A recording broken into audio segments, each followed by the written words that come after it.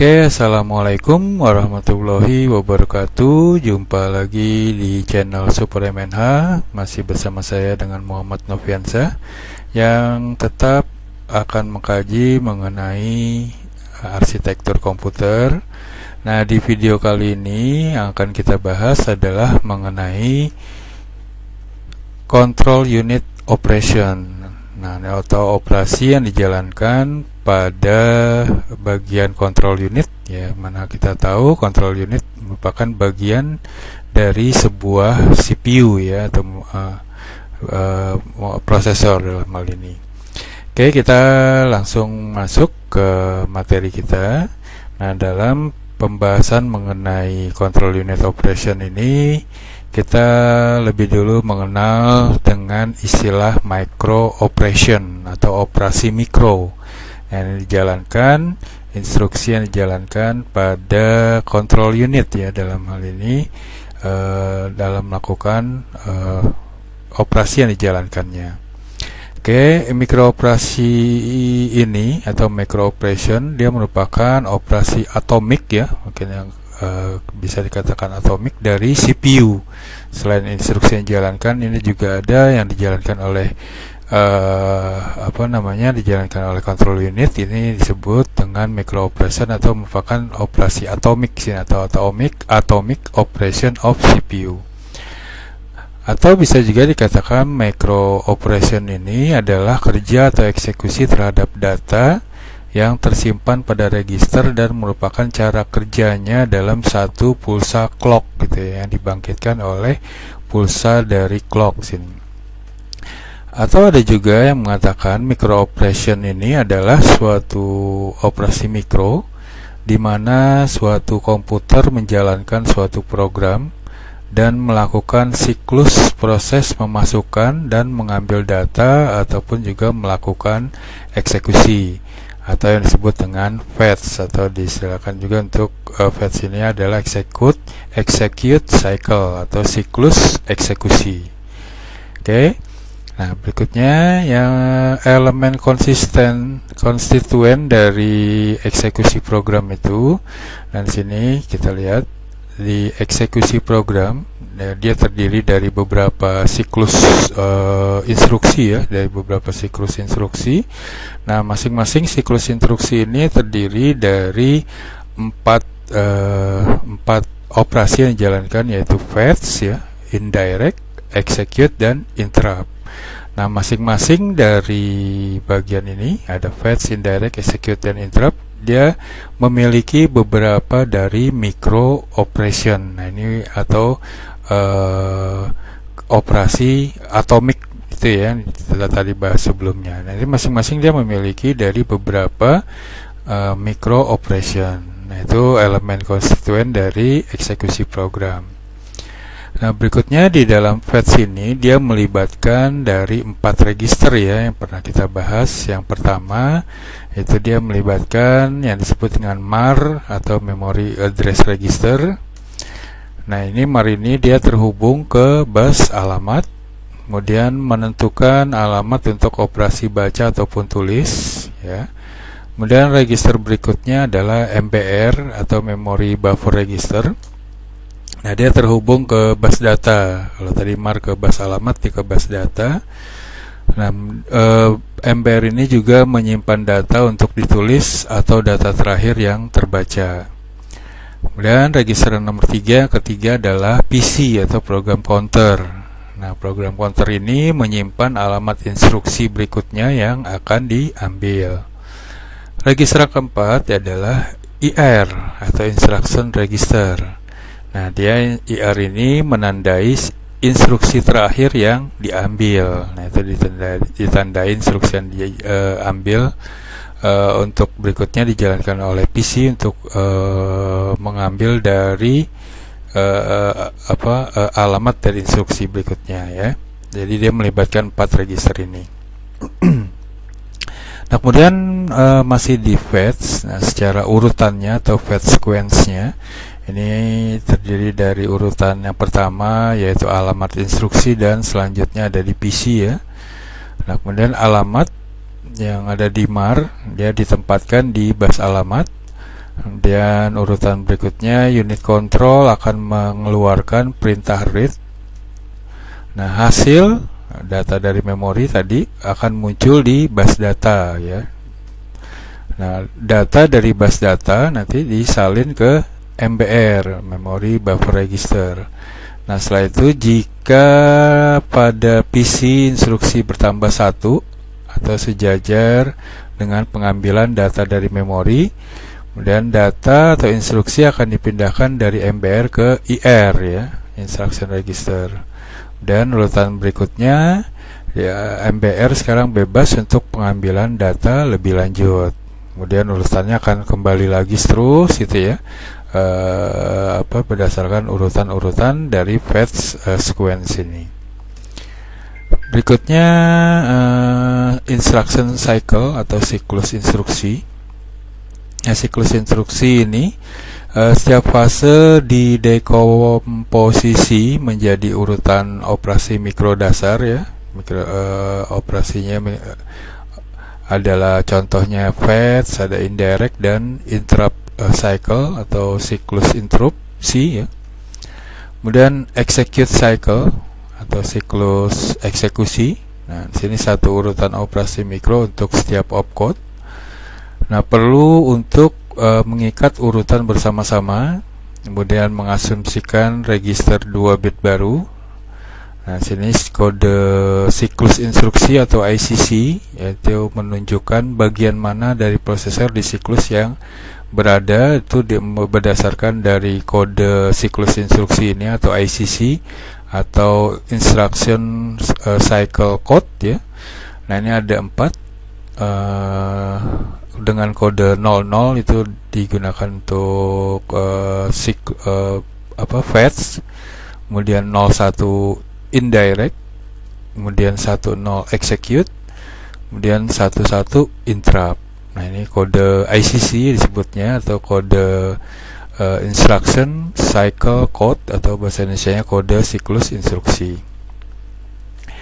Nah, di sini kita lihat flowchartnya seperti apa. Misalkan sini diawali, sini start dari ICC-nya. ICC tadi apakah fetch ya, atau indirect, atau execute, atau interrupt. Misalkan di sini ICC-nya itu berlaku instruksi untuk fetch, melakukan fetch dengan kode ICC tadi 00 ya. Kemudian dia akan menjalankan fetch instruction tersebut. Nah, setelah itu dia akan menentukan apakah addressingnya secara indirect atau direct ya. Kalau indirect, dia akan melanjutkan ke kode ICC berikutnya yaitu 01 ya. 01 itu indirect. Kalau dinyatakan fetch instruction-nya itu menggunakan addressing-nya itu secara direct, berarti no. Sini dia akan melanjutkan ke kode ICC 10 atau execute langsung. Kemudian akan berlanjut terus kembali lagi. Nah, misalkan contoh berikutnya kalau ICC kodenya adalah 01, kalau indirect dia akan dibaca alamatnya dan setelah itu akan dieksekusi ya, kemudian lanjut. Dan bagaimana kalau flowchartnya ini perintahnya dijalankan langsung eksekusi. Nah, ini execute, dia menjalankan opcode dan operannya ya, kemudian execute instruction. Dan setelah itu nanti akan terjadi interrupt ya, interrupt for enable, apakah diizinkan untuk interupsi. Jika tidak ya, jika tidak dia akan mengambil data kembali atau fetch kembali untuk dilanjutkan ke berikutnya. Bagaimana kalau ternyata enable interruptnya diizinkan ya, berarti yes, dan kemudian akan menjalankan kode ICC 11 atau interrupt dan seterusnya. Dan kalau tadi ini langsung interrupt ya, instructionnya 11, dia langsung set up interruptnya, kemudian akan menjalankan fetch berikutnya dan seterusnya. Nah, itu menggambarkan flowchart bagaimana dari siklus instruksi di sini atau flowchart instruction cycle. Oke, berikutnya ada basic elements dari prosesor atau elemen-elemen dasar dari prosesor apa aja. Ada ALU ya, arithmetic logic unit, kemudian ada register-register ya, beberapa register di sini. Kemudian ada internal data pad ya di bagian sistem bus ini untuk bagian tujuan internal. Kemudian ada external data pad ya. Kemudian berikutnya adalah elemen dasar dari prosesor adalah control unit. Oke. Nah, kemudian kita kembali lagi ke micro operation. Sini ada tipe-tipenya. Tipe dari micro operation. Yang pertama, micro operation yang menjalankan transfer data antar register ke register. Kemudian berikutnya ada transfer data dari register ke eksternal ya. Kemudian berikutnya ada transfer data dari eksternal ke register.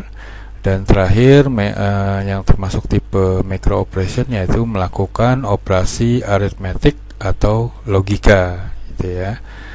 Itu tipe dari micro operation. Oke, berikutnya function of control unit atau fungsi dari control unit sini. Yang pertama, dia akan melakukan fungsi sekuensial atau pengurutan atau mengurutkan ya. Yang kedua, execution atau eksekusi. Yang ketiga, control unit dilakukan dengan menggunakan sinyal kontrol atau memanfaatkan sinyal kontrol sini. Oke, kita lihat lagi kalau yang pengurutan sequence ini dia akan menyebabkan CPU melakukan serangkaian dari operasi mikro. Sedangkan kalau execution, nah ini akan menyebabkan kinerja setiap dari operasi mikro yang dijalankan tadi. Oke, itu fungsi atau fungsi yang dijalankan oleh control unit ya sini ya. Nah, kita masuk ke kontrol sinyal. Nah, kontrol sinyal ini terdiri dari 4 bagian ya, yaitu clock, instruction register, kemudian ada flags, ada control bus ya. Nah, kalau clock di sini merupakan satu instruksi mikro atau bisa juga serangkaian instruksi mikro secara paralel per clock cycle atau siklus clock sini. Nah, kemudian sinyal kontrol juga melibatkan instruction register. Nah, ini opcode untuk instruksi saat ini jalankan. Kemudian akan menentukan mikro instruksi yang dilakukan. Nah, kontrol sinyal juga melibatkan flag. Nah, sini untuk menginformasikan dari keadaan CPU kepada control unit di sini. Kemudian melalui flag juga yang dilibatkan oleh kontrol sinyal itu adalah menginformasikan dari hasil operasi sebelumnya. Kemudian kontrol sinyal juga melibatkan control bus. Dan ini akan dijalankan apakah interupsi ataupun acknowledgement. Kalau interupsi adalah interupsi yang dijalankan oleh CPU. Kalau acknowledgement ini merupakan suatu informasi yang diberikan oleh CPU kepada bagian lain atau terutama pada sistem bus gitu ya, untuk apakah siap untuk menerima melalui sistem bus yang ada di dalam sistem bus tersebut yang dijalankan oleh CPU ya, dari ALU ke control unit misalkan. Nah, itu 4 elemen yang dilibatkan dalam kontrol sinyal dalam ini. Oke, berikutnya adalah model of control unit atau model-model dari control unit ya. Nah, di sini control unit kita lihat modelnya seperti apa. Di sini ada control unit dan control bus ya. Ya, ini control bus yang dijalankan untuk lakukan kontrol. Nih, kembali lagi saya ingatkan kalau di bus ini kan kita di dalam CPU tersebut menjalankan 3 saluran ya, atau 3 line atau bus. Ini ada data untuk data, alamat untuk alamat atau kontrol address, kemudian satu lagi kontrol bus. Nah, ini dijalankan kontrol bus yang dihasilkan baik dari kontrol unit ataupun diberikan ke kontrol unit, jadi melalui kontrol bus ke komponen lainnya. Nah, di control bus ini nanti dipengaruhi dari flex tadi ya. Salah satunya untuk menginformasikan dari dari ALU misalkan gitu ya. Kemudian dibangkitkan oleh sinyal clock sini.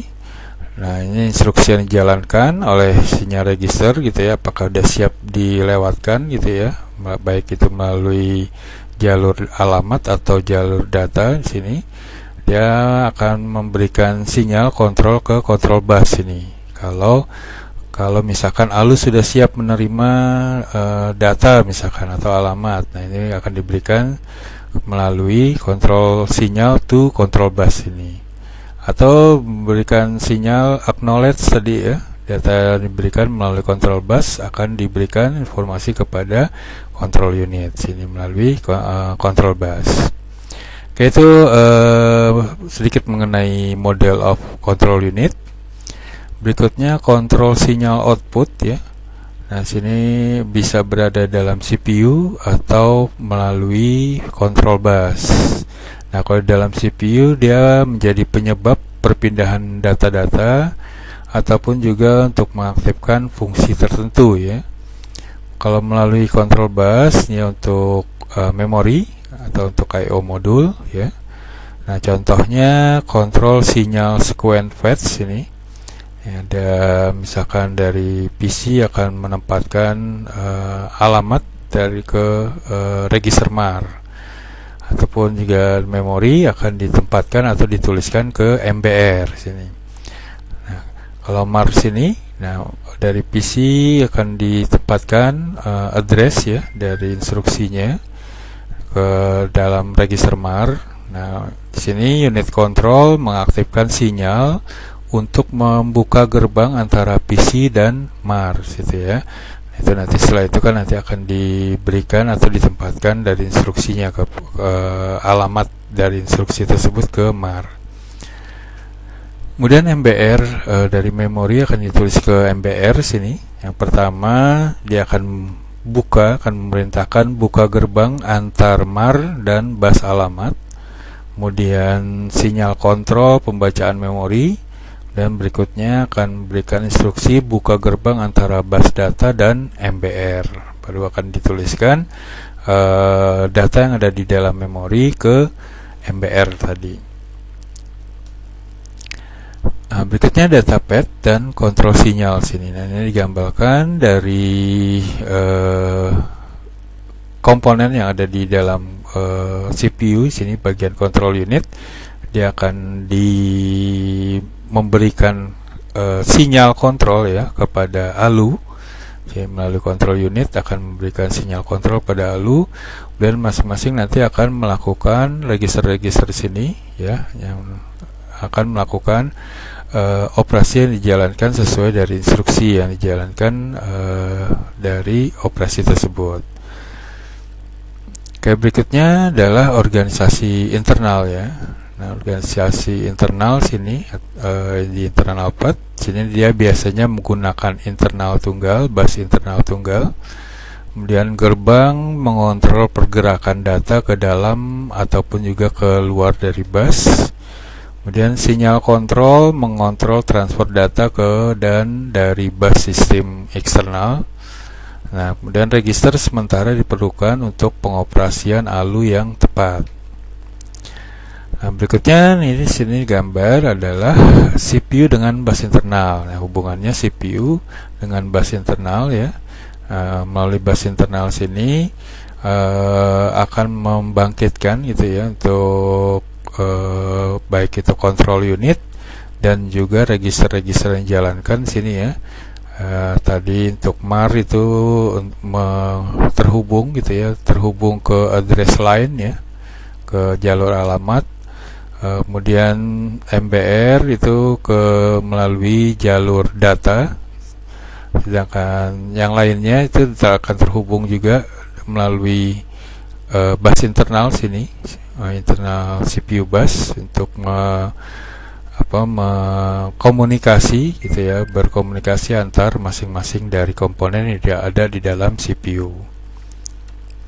Nah, berikutnya ini contoh dari Intel 8085 CPU blok diagramnya.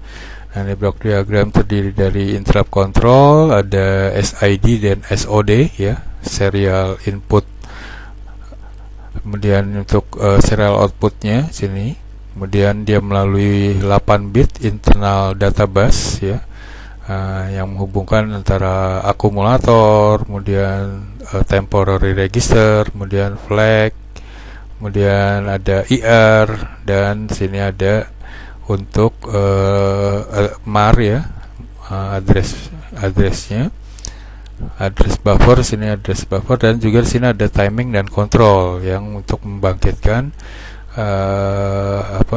dari operasi yang dijalankan oleh CPU dari Intel 8085. Nah, itu blok diagramnya ya. Nah, kemudian kalau berikutnya ini adalah pin configuration-nya dari Intel 8085 CPU ini. Dia memiliki 40 pin ya, sini ya. Di pin 40 itu PCC, kemudian ada X1, X2, nah ini SOD-nya, kemudian ada reset ya. Ini ada hold, reset in, dan ready, ada clock out ya, dan sebagainya. Nah, ini dia terdiri dari 40 pin yang ada digunakan di IC untuk prosesor Intel 8085 ini. Nah, ini tadi blok diagramnya, sedangkan ini adalah pin configuration-nya. Nah, ini kalau diukur dari output dari instruction timing diagramnya ini, dia menggunakan clocknya 3 MHz ya, akan diberikan atau dibangkitkan melalui clock megahertz. Dia akan membangkitkan dari instruction fetch-nya itu berada di sini ya. Kemudian untuk PC1 instruction-nya PC1 per byte dan seterusnya. Nah, itu merupakan dari timing diagramnya, output dari output instruction-nya. Oke, berikutnya adalah implementasi terprogram ya. Nah, sini untuk implementasi terprogram terdiri dari 4 bagian, ada control unit input, ada flex dan control bus, kemudian ada instruction register, ada clock. Nah, untuk control unit input, dia akan memberikan input ke control unit ya, data dari control unit. Kemudian ada flex dan control bus. Nah, sini dia akan berpengaruh pada setiap bitnya. Kemudian instruction register, opcode menyebabkan sinyal kontrol yang berbeda untuk setiap instruksi yang berbeda. Kemudian ada logika unik untuk setiap opcode. Kemudian decoder mengambil input yang disandikan dan menghasilkan output tunggal. Kemudian n binary input atau sejumlah input berapa bitnya ya, akan menghasilkan 2 pangkat n output. Jadi n binary input dan 2 pangkat n output. Jadi kalau contohnya misalkan 2 bit misalkan ya, 2 binary inputnya 2, berarti outputnya akan menghasilkan 4 output. Itu untuk instruction register. Kemudian clock. Nah, clock sini urutan pulse yang berulang ya, pulsa dari clock ini yang akan diberikan secara berulang berdasarkan dari satuan waktu ya, satuan waktu. Kemudian clock ini berguna untuk mengukur durasi micro operation. Kemudian harus cukup lama untuk memungkinkan perambatan sinyal. Kemudian sinyal kontrol yang berbeda pada waktu yang berbeda dalam siklus instruksi. Nah, perlu penghitung dengan sinyal kontrol yang berbeda untuk time 1, time 2, dan seterusnya. Oke, berikutnya ini adalah control unit dengan decoded input.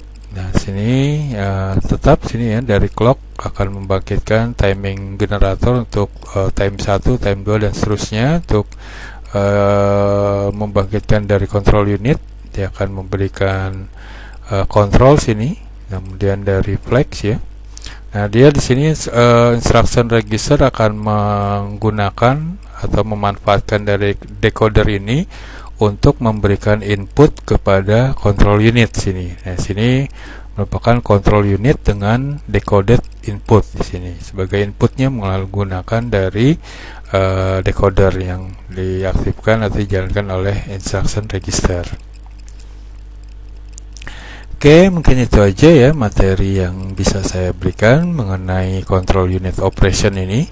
Semoga bermanfaat dan dapat diterima dengan baik ya. Saya ucapkan terima kasih yang telah menyaksikan video ini. Semoga bermanfaat. Jika ada yang ingin ditanyakan, dapat ditanyakan melalui WA saya atau melalui komen di bawah ini ya. Namun jangan lupa untuk like dan subscribe dari channel saya ini ya, untuk untuk mengetahui jika diberikan atau saya mengupload video terbaru. Kalau kalian subscribe, itu akan mendapat notifikasi terlebih dahulu. Mungkin itu aja bisa saya sampaikan ya untuk video kali ini. Saya ucapkan assalamualaikum warahmatullahi wabarakatuh.